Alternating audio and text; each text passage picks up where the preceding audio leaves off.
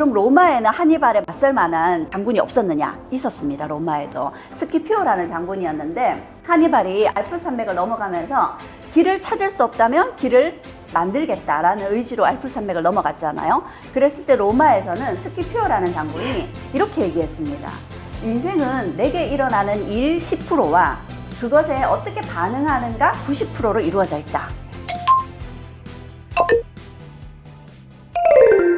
제목을 로마 이야기라고 했는데요. 실제 제가 다녀온 곳이 이탈리아의 로마하고 나폴리 옆에 가면 폼페이라고 있습니다. 그리고 이탈리아 위쪽에 피렌체하고 베네치아 그렇게 다녀왔거든요. 그래서 오늘은 로마 이야기 중심으로 같이 이야기 나눠보려고 합니다. 그래서 로마 문화유산을 로마 역사와 함께 같이 이야기로 풀어보도록 하겠습니다. 로마에 대해서 우리가 많이 들어보긴 했는데 로마를 잘 알지는 못합니다. 로마를 한마디로 설명하자면 저는 이분이 로마를 가장 잘 설명한 것 같습니다. 랑케라고 19세기 역사학자인데 20세기 차라는 역사학자가 등장하기 전에는 최고의 명성을 갖고 있던 역사학자입니다. 이 랑케라는 역사학자가 로마를 뭐라고 얘기했냐면 로마 이전의 모든 역사는 로마로 흘러들어갔고 로마 이후의 모든 역사는 다시 로마로부터 흘러나왔다라고 얘기했습니다. 이게 무슨 뜻이냐면 로마 이전의 역사는 모두 로마에게 영향을 끼쳤고 로마의 역사 역시 로마 이후에 다른 역사에 다 영향을 끼쳤다라는 얘기죠. 그러니까 로마가 세계사에 특히 서양사에 있어서는 중심에 위치한다라는 얘기입니다. 이 말이 제가 오늘 하고자 하는 주제의 핵심이라고 볼 수가 있습니다. 무슨 얘기냐면 이전의 역사를 로마가 그대로 다 영향을 받았다 그랬거든요. 그러니까 로마란 나라는 처음엔 아주 작은 나라였는데 제국으로 성장을 하잖아요. 그 로마가 제국으로 성장할 수 있었던 데에는 다른 나라의 문화라든지 제도라든지 혹은 기술이라든지 이런 것들을 개방적으로 받아들였다는 거죠. 그랬기 때문에 크게 성장할 수 있었고요. 그리고 로마 역시 자신들이 누린 것들을 로마 역사 이후에 다른 나라에게 큰 영향을 끼쳤다라는 거죠. 그래서 우리가 로마 역사를 제대로 알면 세계사는 반을 이해한 거나 마찬가지다. 이렇게 볼 수 있는 거죠. 챕터는 모두 3챕터가 있습니다. 그 중에 첫 번째는 로마는 하루아침에 이루어지지 않았다라는 속담 들어보셨죠? 우리가 많이 쓰는 말입니다. 말 그대로 로마는 하루아침에 이루어진 게 아닙니다. 아주 오랜 세월 동안 로마가 성장을 하게 되는 거죠. 그래서 여기에서는 로마의 성장 과정을 이야기를 해보려고 합니다.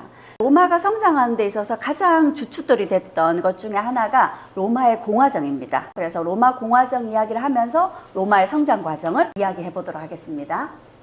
여기는 로마의 중심지에 해당이 되는데요. 팔라티노 언덕이라는 곳입니다. 우리가 로마를 세운 사람이 로물루스라는 쌍둥이 형이라고 알고 있죠. 로물루스하고 레무스가 늑대의 젖을 먹고 자랐다고 얘기를 하잖아요. 우리 함께 나라를 세웠는데 로물루스가 동생을 죽이고 로마를 건국하게 됩니다. 그 로물루스가 로마를 건국한 현장이 바로 이 팔라티노 언덕이죠. 그래서 어떻게 보면 이 유적은 로마의 시작점이다 이렇게 볼 수 있습니다.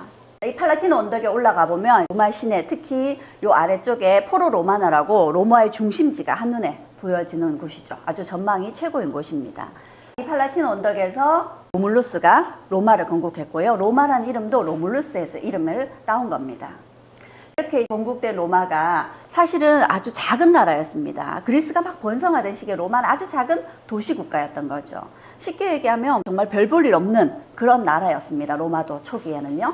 그런데 이 로마가 성장하게 된 배경 중에는 공화정이 큰 역할을 했습니다. 로마도 처음에는 왕정이었습니다. 왕이 다스렸죠. 그런데 이 왕정을 폐지하게 된 사건이 하나 발생합니다.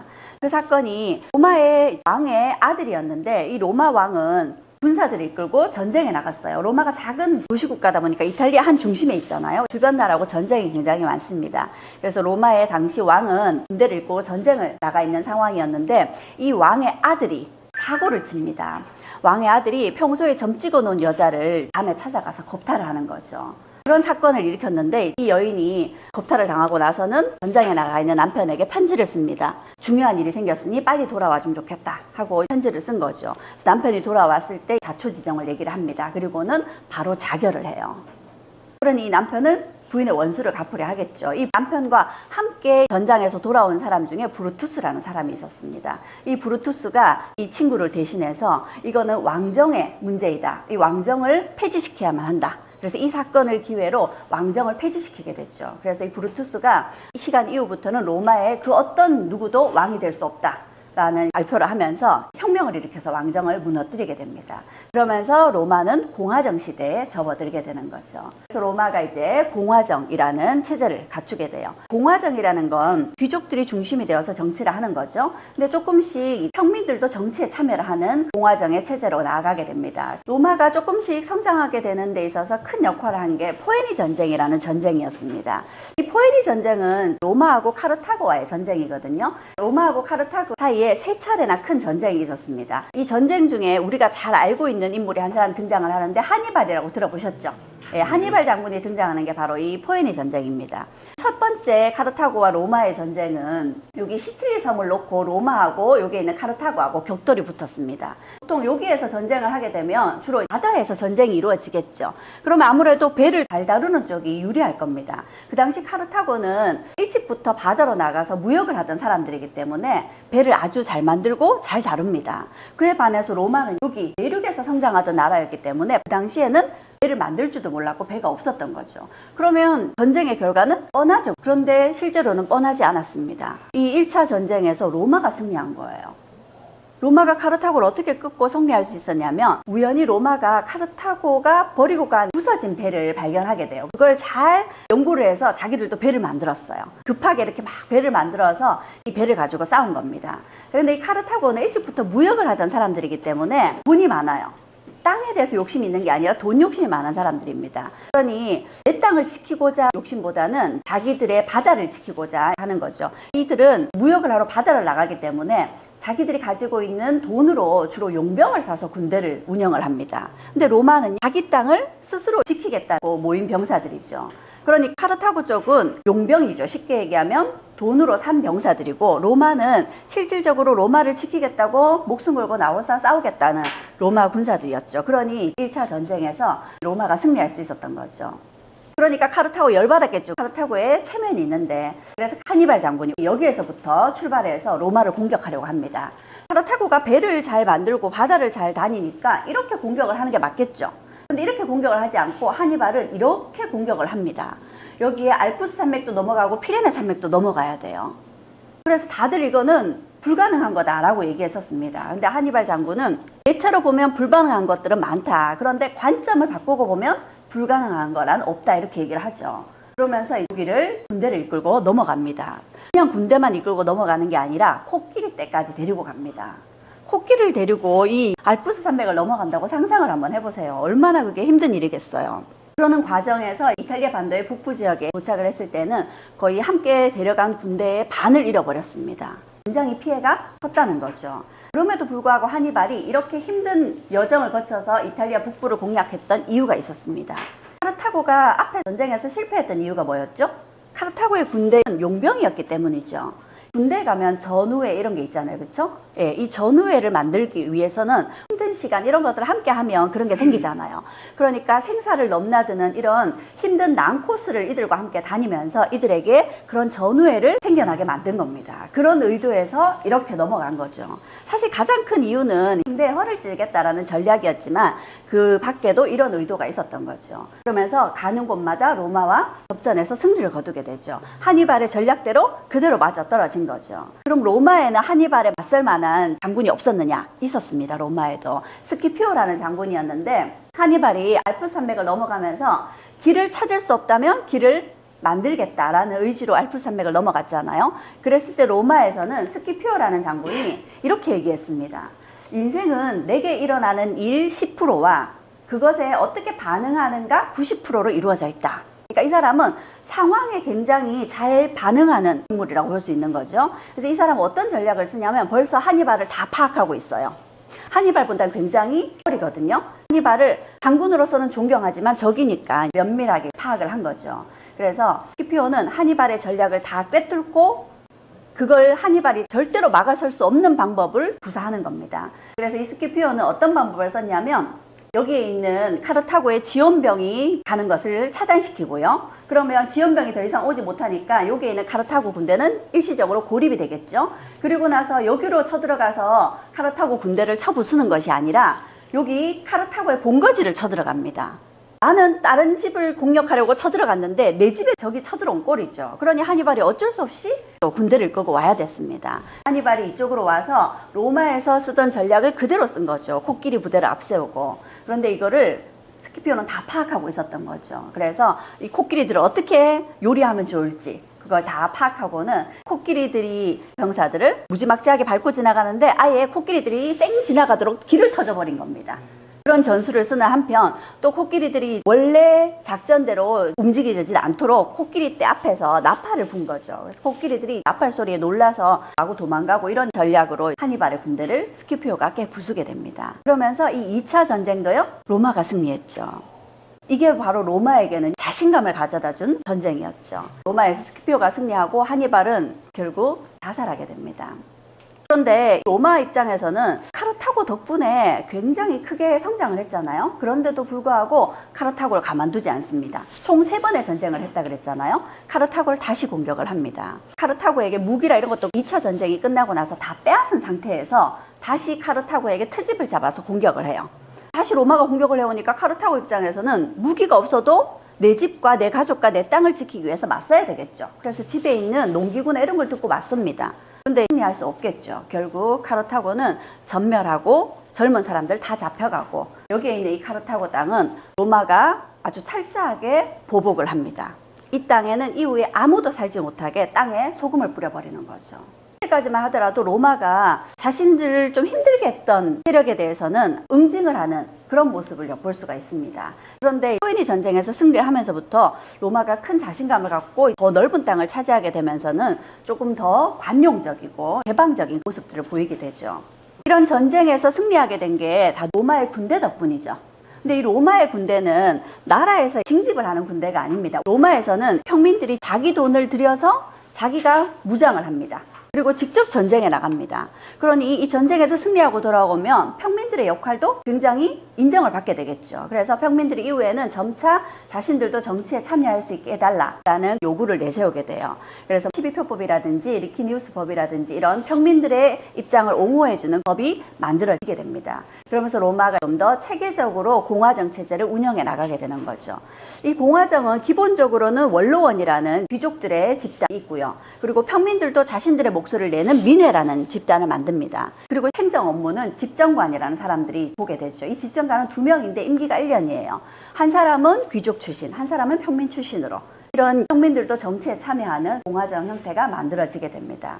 그러니 평민들도 정치에 참여를 하게 되고요. 평민들도 자기 의사를 표현해야 되겠죠. 그래서 로마에서는 이 평민들이 모여서 의견을 수렴하고 자기 의견을 내고 하는 그런 공간이 필요했는데 그 공간이 바로 포로 로마노라는 공간입니다.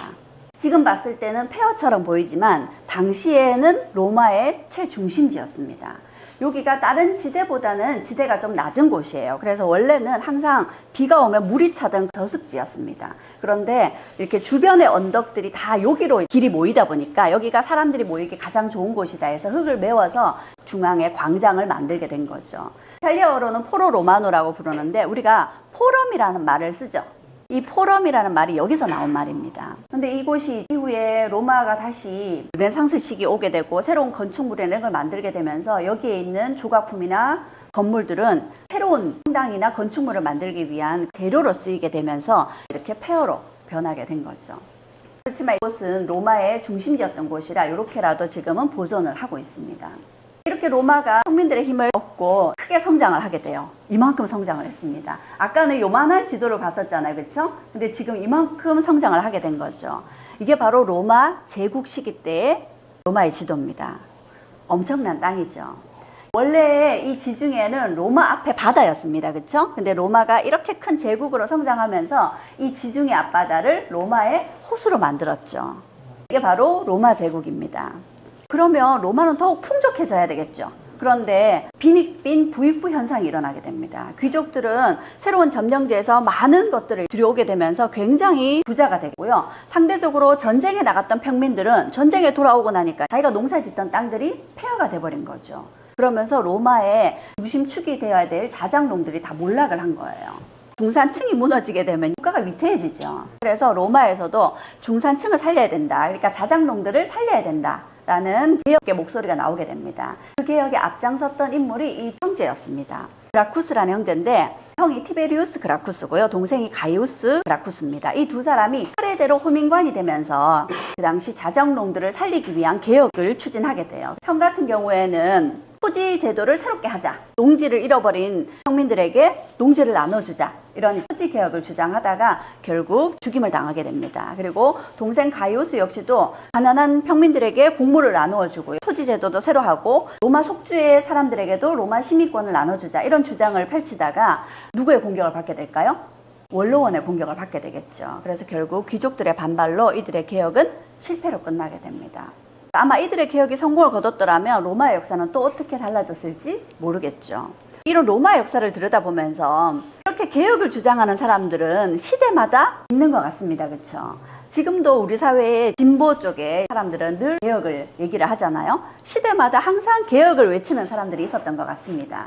그런데도 시대마다 계속 반복적으로 이렇게 개혁을 외친다는 건 다르게 생각해 보면 그 개혁이 대부분은 제대로 이루어지지 못하니 시대마다 개혁을 크게 소리내는 것 같습니다. 그래서 이 개혁이라는 게 참 쉽지 않다라는 게 로마 역사에서도 보여지는 거죠. 로마가 이렇게 대제국으로 성장하게 되면서 속국으로부터 굉장히 많은 노예들이 들어오게 되죠. 노예 그러면 대부분 집에서 부리는 사람? 뭐 이렇게 생각할 수 있는데 로마는 그 당시에 노예가 워낙 넘쳐나니까 평민들도 노예 한 명은 거느릴 정도였으니 잘 나가는 귀족들은 수천 명의 노예를 거느렸습니다. 그러니 이 노예들이 담당하는 역할도 굉장히 많습니다. 집에서 집안일을 하는 노예도 있고 농사를 짓는 노예도 있지만 그중에는 대접을 잘 받는 노예들도 있었어요. 그리스에서 잡아온 노예들은 그리스어를 가르치는 가정교사 역할을 하는 거죠. 또 어떤 노예들이 있었냐면 우리가 잘 알고 있는 검투사 노예들이 있었죠. 이탈리아어로는 글라디아토르라고 얘기를 합니다. 이 검투사들의 이야기는 영화를 접해보면서 많이들 알고 계시죠. 그 당시 노예로 잡혀온 사람들 혹은 전쟁에서 포로로 잡혀온 사람들, 이들이 검투사로 싸우게 됩니다. 검투사의 인생은요, 죽을 때까지 싸우는 거죠. 검투사들끼리 붙기도 하고요, 맹수하고 붙기도 합니다. 이 검투사들이 지면 그대로 죽음이죠. 그런데 경우에 따라서는 상대가 나를 죽이지 않았을 경우에 내 죽음은 이 검투사 경기를 지켜보는 사람들이 판단을 내리기도 합니다. 어떻게 판단을 내려요? 엄지손가락을 들고 이러면요? 살려라. 이러면 죽여라. 근데 이게 아닙니다. 이거는 우리 사람의 목을 살리라는 건지 죽여라는 건지 이 얘기잖아요. 그렇죠? 근데 이게 이 사람의 목이 아니에요. 검투사의 목이 아니라 승리를 거둔 사람의 칼입니다. 그래서 이렇게 하면 칼을 치켜들고 목을 베라는 거죠. 죽이라는 거죠. 그리고요, 죽이지 말고 살려라. 이 사람은 졌지만 잘 싸웠다. 그래서 살려주라. 이렇게 얘기할 경우에는 칼이죠. 칼을 칼집에 넣습니다. 이렇게. 그러면 이게 살리라는 거죠. 원래는 이거였다고 합니다. 근데 어쩌다가 이렇게 와전이 됐는지 모르겠어요. 그런데 이 검투사들이 죽을 때까지 싸워야 되는 인생이잖아요. 얼마나 고달프겠어요. 그래서 이들 중에는 그걸 견디지 못하고 자살하는 사람들도 꽤 많았습니다. 자살하는 방법도 여러 가지가 있는데요. 좀 충격적인 것 중에 하나는 29명이 집단 자살을 했어요. 어떤 방법이었냐면 서로가 서로의 목을 졸라서. 그러니 그 당시 검투사들의 삶이 어떠했는지 엿볼 수 있는 일화인 것 같습니다. 이 검투사들이 반란을 일으켰어요. 스파르타쿠스라는 사람이 중심이 되어서 70여 명이 집단 탈출을 합니다. 그리고는 로마를 탈출하려고 북쪽으로 도망을 가는 거죠. 남쪽으로 가면 바다가 있으니까 북쪽으로 도망을 해야 자기 고향으로 돌아갈 수가 있겠죠. 그래서 북쪽으로 도망을 갑니다. 이들이 탈출했다. 그리고 잘 도망가고 있다라는 소문이 들리자 또 곳곳에 있는 이런 노예들이 가세를 합니다. 그래서 처음에는 70여 명이 탈출했는데 얼마 지나지 않아서 이 탈출 노예들의 숫자가 12만 명이나 부풀었다 그래요. 그러니까 이게 처음에는 별일 아닌 거다 이렇게 생각이 됐었는데 나중에는 걷잡을 수 없이 큰일이 돼버렸죠. 이들을 그러면 이제 잡아들여야 되는데 그 당시 로마는 원정을 가고 전쟁을 한다고 다운 깨나 한다는 장군들은 다 해외에 나가 있는 거예요. 그래서 이들을 제대로 막을 수가 없었습니다.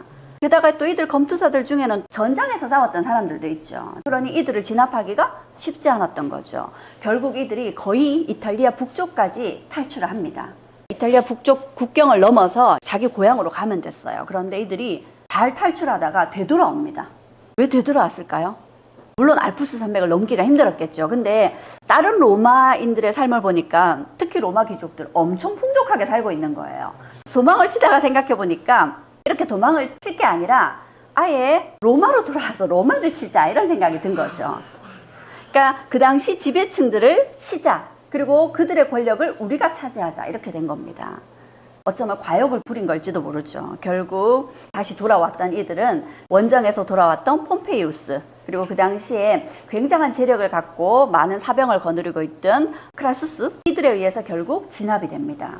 대부분 죽임을 당했지만 이 중에 살아남아서 잡힌 6천 명의 노예들은 이들이 처음 반란을 일으켰던 곳부터 로마까지 길마다 줄지어서 십자가형에 처해집니다. 이런 모습으로요. 결국 스파르타쿠스의 반란은 실패로 끝났습니다.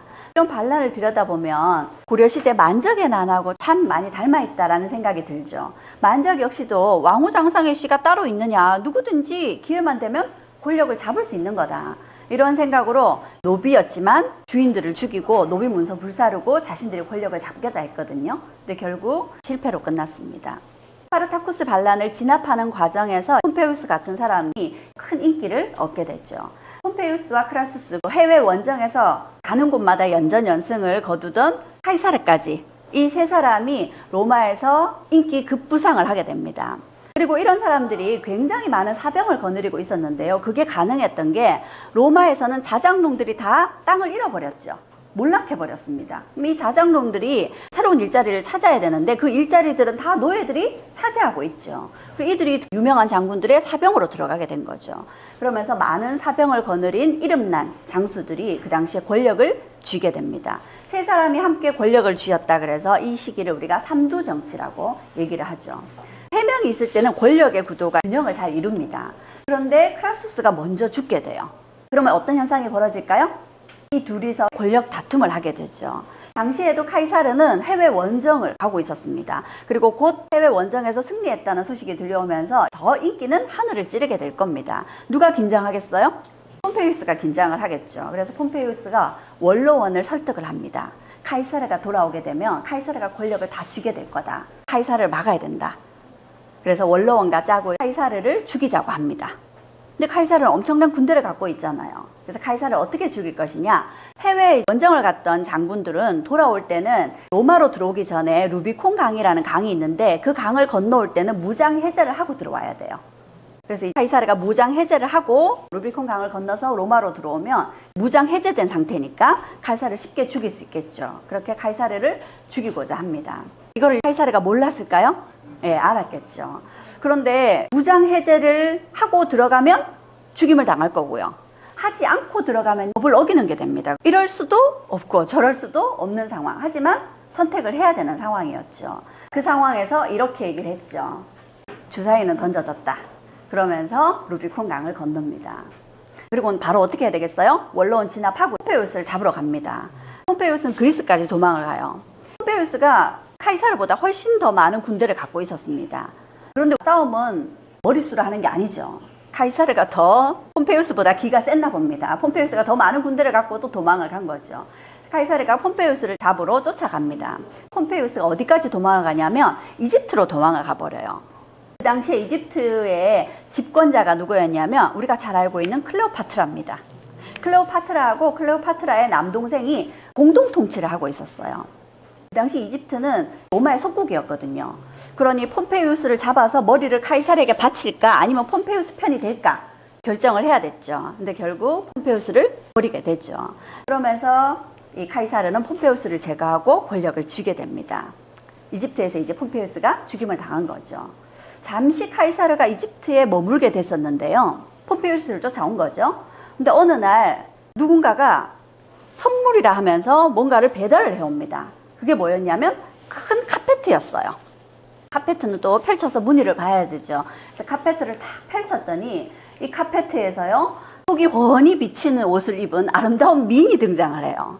보는 순간 사랑에 빠졌겠죠. 이 미인이 누구였냐면 우리가 잘 알고 있는 클레오파트라입니다. 클레오파트라가 그 당시에 동생하고 공동 통치를 하고 있었거든요. 이걸 혼자 통치하고 싶겠죠. 그러려면 누군가 도움이 필요합니다. 그래서 카이사르를 자신의 편으로 만들려고 카페트 안에 들어가서요. 이렇게 선물인 척 위장을 하고 카이사르 앞에 나타난 거죠. 카이사르가 여기선 조금 볼품이 없네요. 카이사르가 굉장히 로맨티스트입니다. 언변도 굉장히 뛰어나고요. 갈리아 전기를 쓸 만큼 글솜씨도 굉장히 뛰어납니다. 그리고 인물도 좋고요. 엄청난 많은 승리를 거둔 인물이기도 하고요. 돈도 잘 쓰고요. 어디 하나 나무랄 데가 없는 사람이에요. 그러니까 여자들마다 카이사르하고 사귀겠다고 많이 덤벨들겠죠. 카이사르가 실제로 또 바람둥이기도 합니다.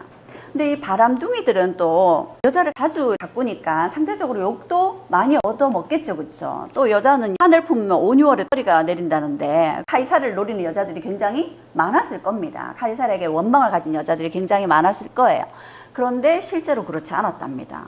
헤어진 여자들도 얼마나 잘 해줬는지 헤어지고도 카이사르에 대한 원망이 전혀 없었다 그러죠. 그 노하우가 뭔지도 궁금해지죠. 그래서 여기에서는 클레오파트라와 또 사랑을 나누게 됩니다. 그리고는 로마로 돌아오기 전에 소아시아 원정을 가게 되죠. 소아시아 원정을 가서 깨끗하게 소아시아를 정벌을 하고 원로원에 보고서를 딱 보냅니다. 뭐라고요? 왔노라, 보았노라, 이겼노라, 끝. 자신이 말하고자 하는 걸 요 단 한마디로 끝내버렸죠. 그러니까 굉장히 매력적인 인물인 것 같습니다. 그러면서 이제 로마 안에서는 카이사르의 권력을 감히 넘볼 사람이 없습니다. 동신 집정관이 되죠.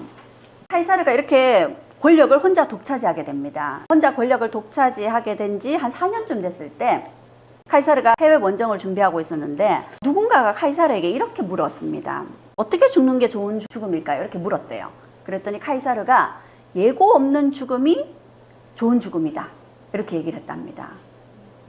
우리들의 생각과는 좀 다르죠, 그렇죠? 그래서 왜 그러냐고 물었더니 내가 죽을 걸 알게 되면 두려워지게 되고 두려워지게 되는 순간 무기력해진다, 좌절하게 된다, 이런 의미였던 것 같아요. 기원전 40년에 새로운 원정으로 한 4월쯤 원정이 예정이 돼 있었어요. 그리고 3월 15일이었는데 그날 원로원에서 회의가 있다 그래서 원로원으로 가던 길이었어요. 로마에서는 3월이 새해의 첫 달입니다. 이 3월의 15일은 이데스라 그래서 로마에서는 주피터에게 제사를 지내는 날이에요. 그래서 3월이 새해 첫 달이고 첫 번째 15일이니까 되게 의미 있는 날이죠.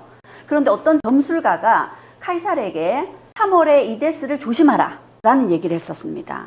그런데 원로원에 가는 그날이 3월 15일이었어요. 원로원에 회의하러 가니까 무장도 하지 않고 가겠죠? 그리고 원로원으로 향하면서 길에서 우연히 그 점술가를 만났어요. 점술가에게 이렇게 얘기합니다. 나에게 3월에 이데스를 조심하라고 했지? 하지만 나는 이렇게 오늘도 살아있다네. 이렇게 얘기를 했어요.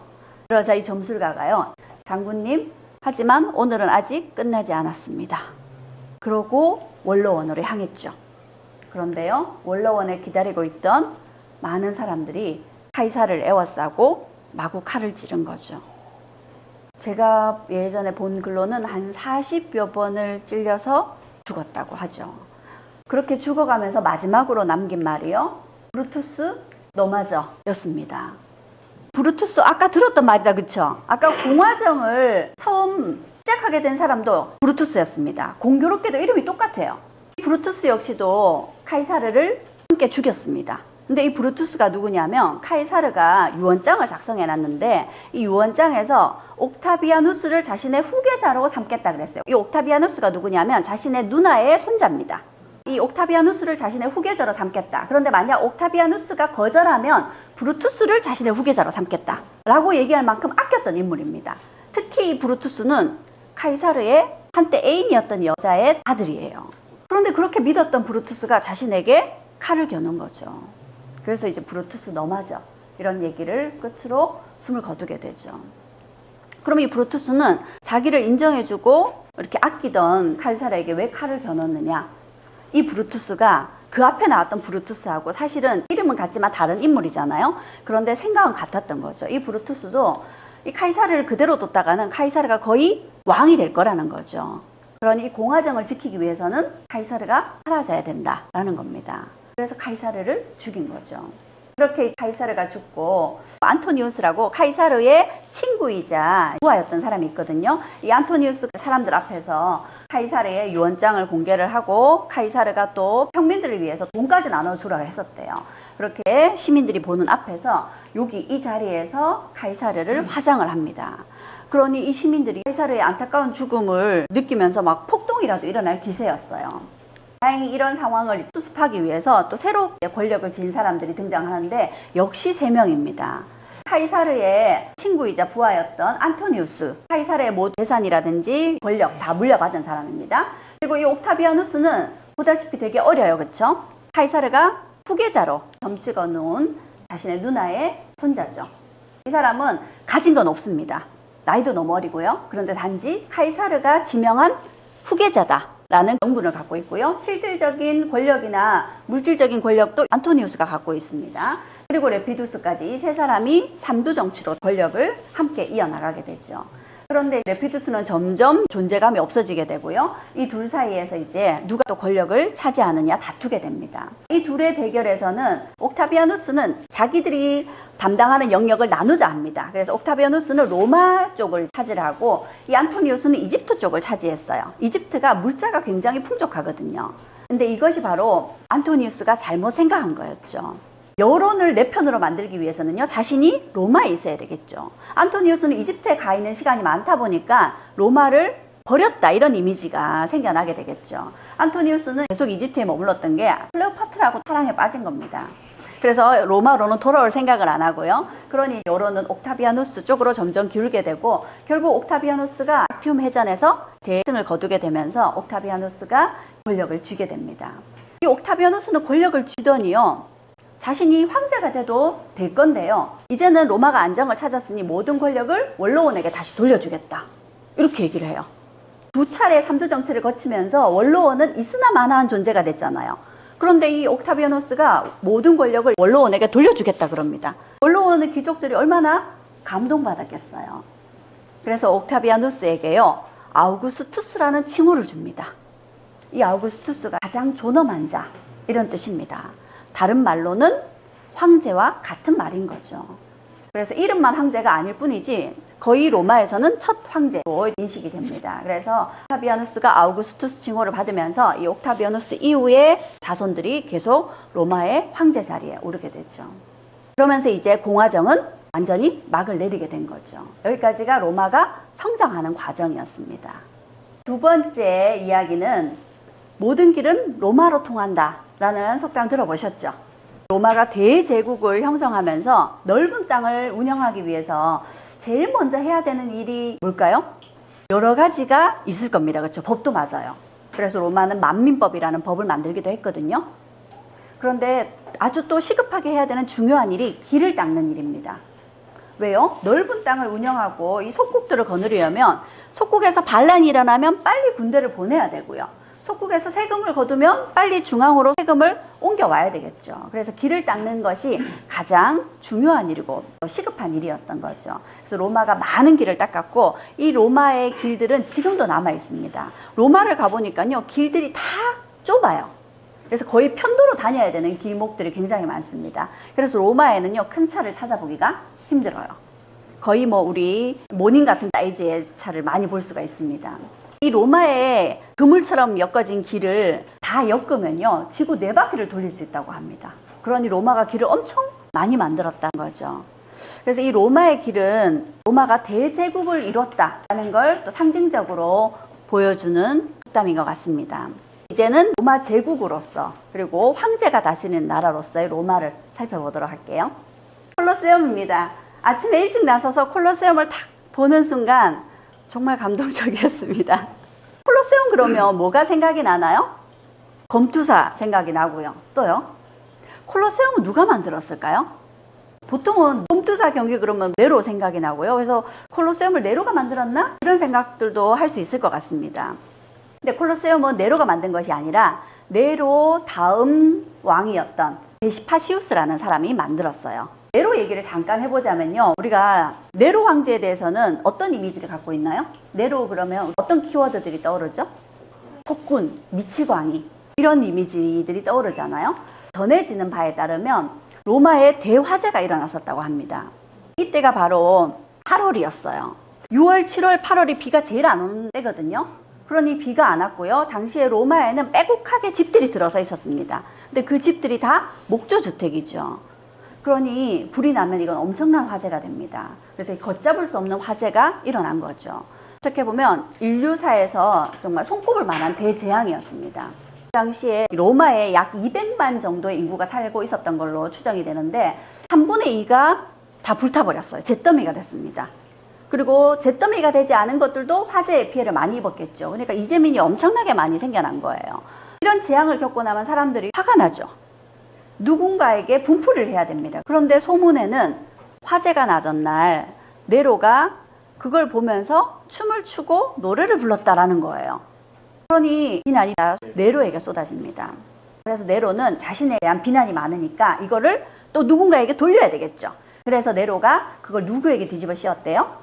그리스도인들에게 뒤집어 씌웠다는 거죠. 그래서 그리스도들에 대한 박해를 엄청 했다라고 전해지고 있습니다. 그것도 박해를 어떻게 했냐면요. 이렇게 십자가를 다 만들어요. 그리고 이들을 십자가형에 처합니다. 죽이진 않고요. 그리고 그 둘레를 이렇게 묶어놓고 거기에 기름을 부어요. 그래서 이 십자가를 거의 가로등처럼 밤을 밝히는 데 쓴 거예요. 사람의 몸에 기름을 붓고 가로등으로 쓴 거죠. 그래서 우리가 그리스도교도 박해 얘기하면 또 네로를 떠올립니다. 근데 이게 사실이 아니랍니다. 네로가 얼마나 억울하겠어요. 반전이죠. 이런 반전을 제기한 사람이 독일의 작가였던 이분인데 이분이 이런 반론을 제기한 근거가 있겠죠. 근거가 타키투스의 연대기라는 이 책인데 로마는 기록을 잘 남겨놨습니다. 그래서 로마 역사를 우리가 많이 들여다볼 수 있는데 특히 그 기록물 중에서도 이 타키투스 연대기가 굉장히 사실에 가깝게 적은 믿을 만한 기록이라는 거죠. 주로 왕의 일상이라든지 있었던 사건들을 기록을 남겼다 그러거든요. 이 기록에 따르면 로마의 대화재가 일어나던 시기에 네로 황제는 로마로부터 80km 떨어진 지점에 휴가 중이었어요. 그러니까 네로 황제가 불을 질렀을 리 없죠. 그리고 불이 났다는 소식을 듣고 빠르게 로마로 돌아옵니다. 돌아와서는 굉장히 안타까워하면서 이재민들을 해결하려고 해요. 그래서 이 이재민들에게 광장이라든지 기관의 문을 열어줘서 그들을 수습하려고 명을 내리기도 합니다. 그래서 뒷수습을 열심히 하려는 모습을 보면 네로가 이런 불타는 모습을 보면서 춤을 추고 노래를 불렀을 거라는 건 좀 앞뒤가 맞지 않는 얘기인 거죠. 그런데도 불구하고 네로가 불을 질렀다는 소문이 떠돌고 있었어요. 그 소문이 맞지 않다라고 반박할 수 있는 것이 그 당시에 네로가 굉장히 아끼는 경기장이 있었습니다. 막시무스 경기장이라고 거의 목숨처럼 아끼는 경기장이었어요. 근데 그 경기장이 이 화재 때 함께 불타버렸거든요. 거기다가 네로 황제의 궁궐도 불타버렸는데 그곳에는 자신이 굉장히 애장하는 미술품들이 되게 많았다고 합니다. 그래서 그것도 역시 다 잃어버렸어요. 그러니 그런 걸 놓고 본다면 이 화재와 네로는 관계가 없다라고 봐도 되는 거죠.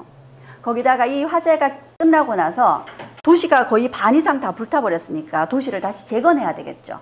네로 황제가 도시를 재건하는 과정에서 궁궐도 새로 짓고 건물도 새로 만들고 했지만 특히 신경을 썼던 게 배수 작업이었습니다.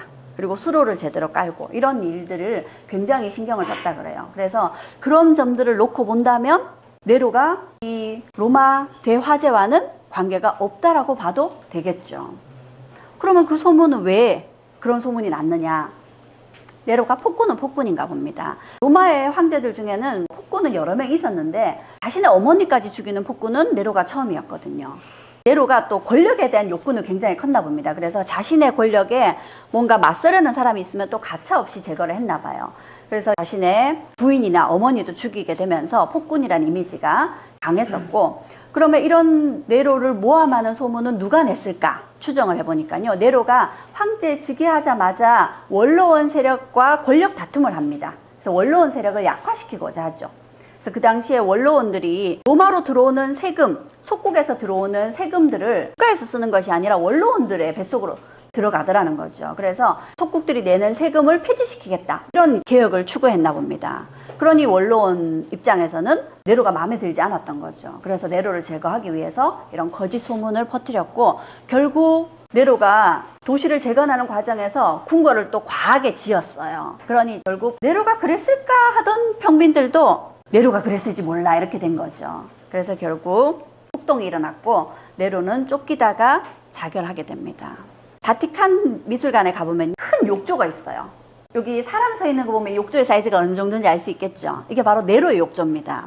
네로가 여기에 혼자 들어가서 목욕을 하겠죠. 근데 여기를 올라갈 수가 없어요. 혼자서는요. 그래서 올라갈 때는 노예들을 허리를 굽혀서 계단을 만들게 했답니다. 그걸 밟고 올라갔다 그래요. 그래서 폭군의 이미지는 벗기 좀 힘들 것 같습니다. 그러면 실제로 이 콜로세움은 누가 만들었냐 하면 네로를 쫓아낸 베시파시우스라는 사람이 황제가 되어서 만든 겁니다. 근데 이 베시파시우스는 원래는 이 네로 밑에 있는 장군이었어요. 네로는 앞에 옥타비아누스부터 계속 황제 자리에 오른 황제의 계보에 있는 사람이고요. 이 베시파시우스는 장군 집안이에요. 귀족 집안도 아니고. 그러니 이 사람이 능력에 따라 황제가 되긴 됐는데 정통성이 부족하죠.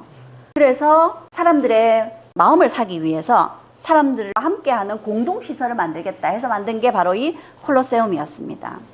엄청 큰데요. 이 콜로세움에는 여기에 지하 공간이 있습니다. 그리고 1층, 2층, 3층, 4층까지 있었다 그러거든요. 1층에는 주로 왕이라든지 귀빈들 서게 되고요. 2층은 귀족, 3층은 평민, 그리고 4층은 노예와 여자들. 그렇게 계급에 따라 입장을 하고요. 그리고 이 콜로세움에서는 여기에서 해전도 가능했답니다. 이 해전 어떻게 가능하냐면 이 공간을 나무 마루 바닥으로 이렇게 다 덮어요. 그리고 원래는 밑에 지하 공간이 빈 공간이었어요. 그래서 이 밑에는 배를 놔두거든요. 그리고 물을 공급하면 배가 뜨겠죠. 그래서 마룻바닥을 다 걷어내고 나면 거기서 해전을 할 수 있었답니다. 그래서 몇 차례 해전을 콜로세움 개장하고 보였었는데 엄청 인기를 끌었겠죠. 근데 문제는요, 물 집어넣고 물 빼고 이게 너무 힘들어요.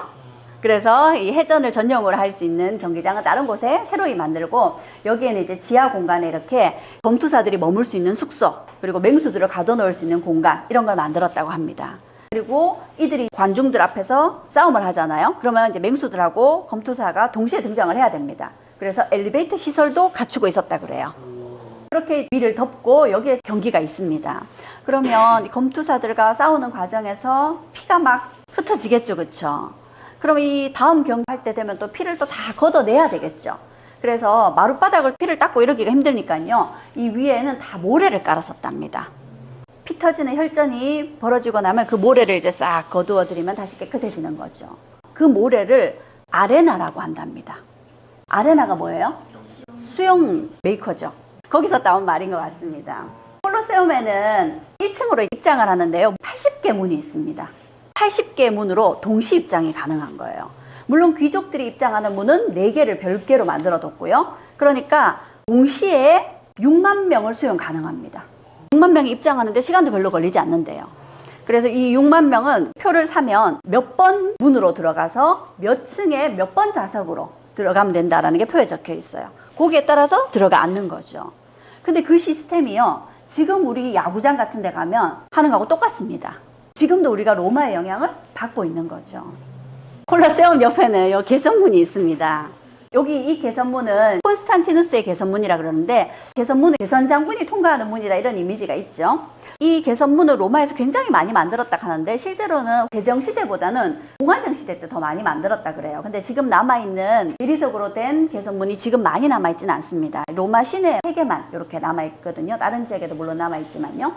여기 콘스탄티누스 개선문에 여러 가지 조각들이 있는데, 개선문 그럼 어쨌든 전장에서 승리하고 온 개선 장군들이 들어오잖아요. 이 개선 장군이 마차에 타면서 등장을 합니다. 개선 장군이 타는 마차는 멋있는 말이 끌어야 되겠죠. 그래서 개선 장군의 말은 4마리의 백마가 개선 장군의 마차를 끈다고 합니다. 근데 그 4마리의 말을 에쿠스라고 한대요. 그러니까 그 에쿠스라는 차 이름은 개선 장군을 태우는 말. 에쿠스가 왜 에쿠스인지 이해가 되시죠, 그렇죠? 그러면 진짜 에쿠스가 그 에쿠스가 되려면 에쿠스를 살 때 흰색을 사야 되겠죠. 그리고 이때 개선 장군이 들어오면 자기가 승리한 곳에서 많은 전리품을 갖고 들어오겠죠. 이 전리품 중에는 물건도 있을 거고 사람도 있을 겁니다. 데려온 노예들을 개선 장군이 마음대로 처리할 수 있는 권한이 있었답니다. 누구에게 나눠줘도 되고 죽여도 되고, 이건 개선 장군의 몫인 거죠. 노예들의 생명줄을 개선 장군이 가지기는 거죠. 이 단어가 사면이라는 단어입니다.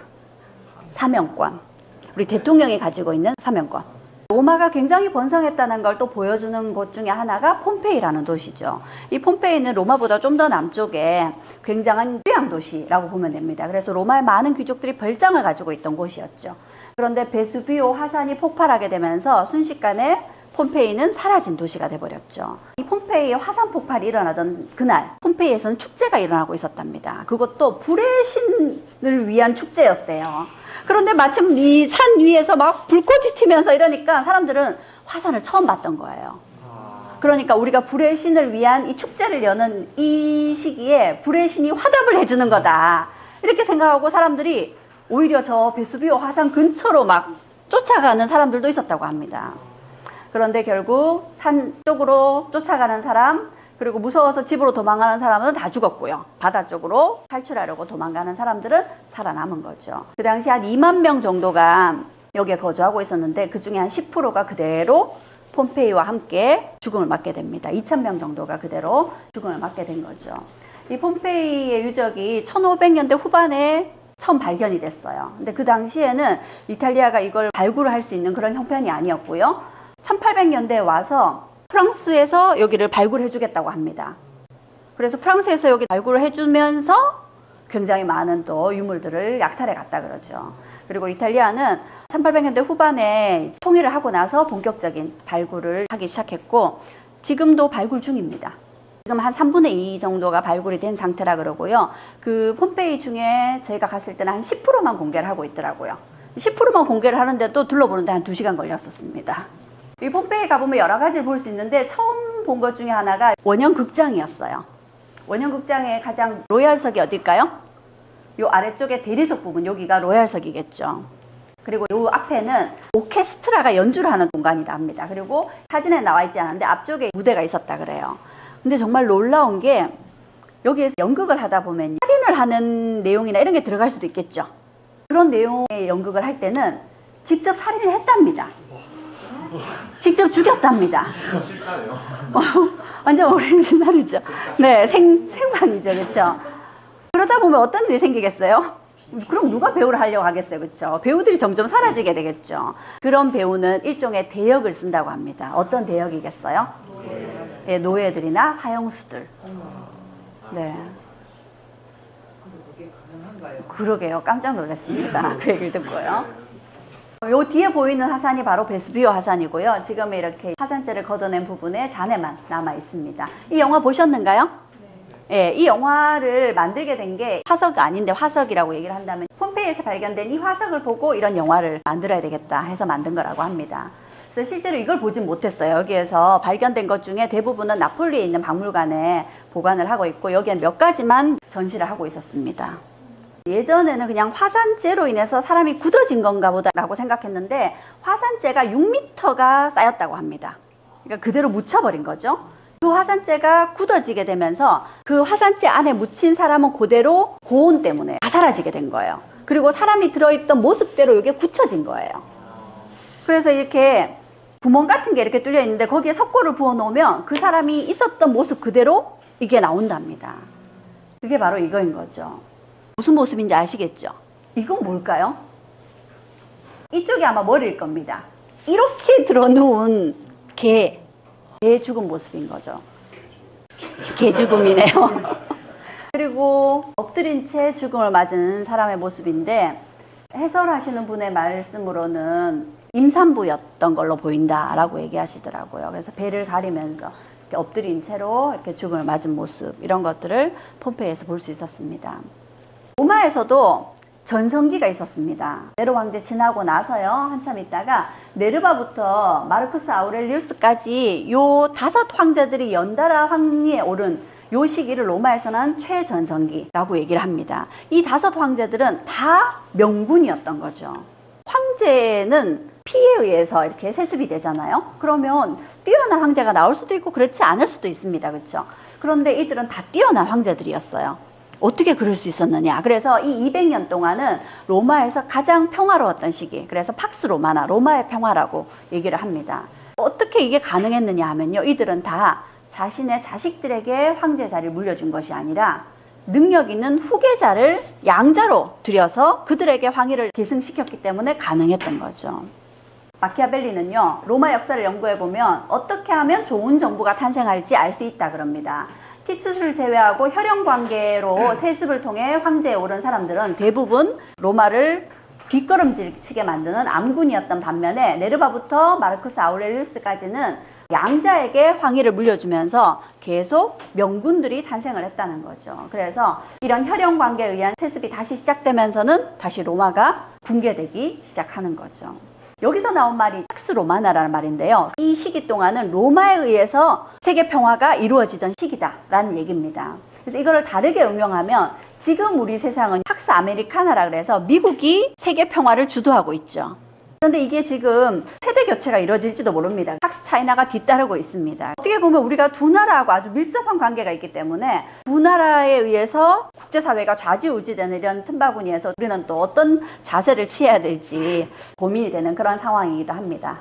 이 로마라는 곳이 오랫동안 그리스도교도들에 대한 박해가 있었어요. 로마가 다른 민족이나 종교에 대해서는 굉장히 관용적이었습니다. 그런데 그리스도교에 대해서는 박해를 많이 했거든요. 왜냐하면 로마는 다신교 국가였는데 이 그리스도교는 유일신을 외치니까 그리스도교에 대한 박해가 이루어졌고, 그리스도교도들은 몰래 예배를 보기 위해서 이렇게 지하 무덤에서 예배를 봐야 됐던 거죠. 그리스도교에 대한 박해가 이루어지던 그 현장이 지금은 바티칸 궁이 들어와 있고 세계의 그리스도교의 중심이 돼 있다라는 거죠. 로마가 처음에는 그리스도교를 박해했을지 모르겠지만 결국엔 그리스도교를 받아들이고 이런 개방적인 자세와 포용의 자세를 취했기 때문에 지금은 세계 그리스도교의 중심이 되지 않았나 싶습니다. 여기가 바로 성 베드로 성당이고요. 요 돔 밑에 여기를 쿠폴라라고 얘기하는데 여기 전망대에 올라가 볼 수가 있습니다. 여기에. 그럼 여기에서 보면 앞에 이런 모습이 보이게 되는 거죠. 이런 모습. 이게 무슨 모양일까요? 열쇠 모양입니다. 여기가 성 베드로 성당이라 그랬죠. 베드로가 첫 번째 교황입니다. 예수가 올라가면서 베드로에게 열쇠를 줬다 그럽니다. 이 열쇠는 천국 문을 열 수 있는 열쇠다 한 거죠. 그러니까 열쇠를 베드로에게 줌으로 인해서 예수의 대리인으로 인정을 해준 거죠. 그래서 베드로가 첫 번째 교황이고, 그래서 이 모습도 이 베드로가 받은 열쇠 모양인 거죠. 세 번째가 로마에 가면 로마법을 따르라라는 겁니다. 이 로마가 무작정 통치를 한 것이 아니라 법에 따라서 통치를 한 거죠. 이건 굉장히 실용주의적인 모습을 보여주고 있다라고 할 수가 있는데요. 이 로마의 문화유산들을 들여다보면서 로마가 얼마나 실용적인 것을 추구하는 나라였는지 한번 살펴보도록 합니다. 트레비 분수가 로마를 여행하는 사람들이 굉장히 많이 찾는 곳이기도 한데요. 이 트레비 분수가 실제로 로마의 수로들이 모여드는 그런 곳이라 그래요. 여기에서가 사진이 아주 잘 나오더라고요. 여기에 배샘입니다. 수도교가 산지에 있는 물을 이렇게 끌어들이는데요. 이 높이 차이로 물길을 끌어들이는 겁니다. 그런데 물만 옮기는 것이 아니라 이곳으로 사람이나 마차도 지나갈 수 있게 한 거죠.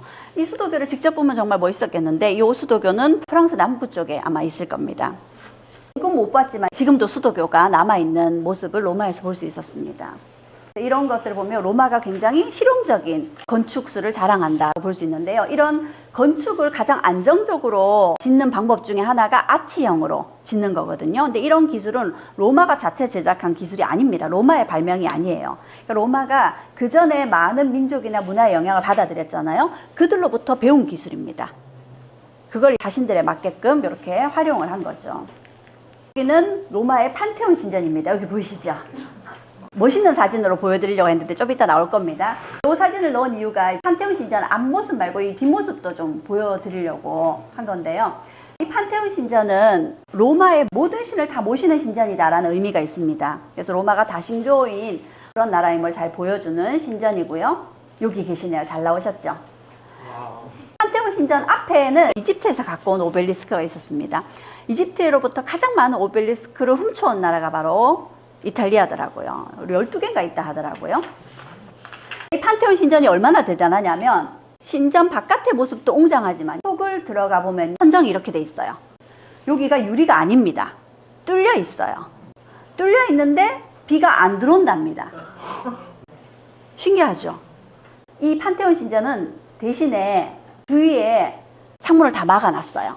그리고 항상 문을 닫아 놓는답니다. 그리고 여기에서 제사를 지내요. 실제로 제물을 바치는 제사를 지내기도 했답니다.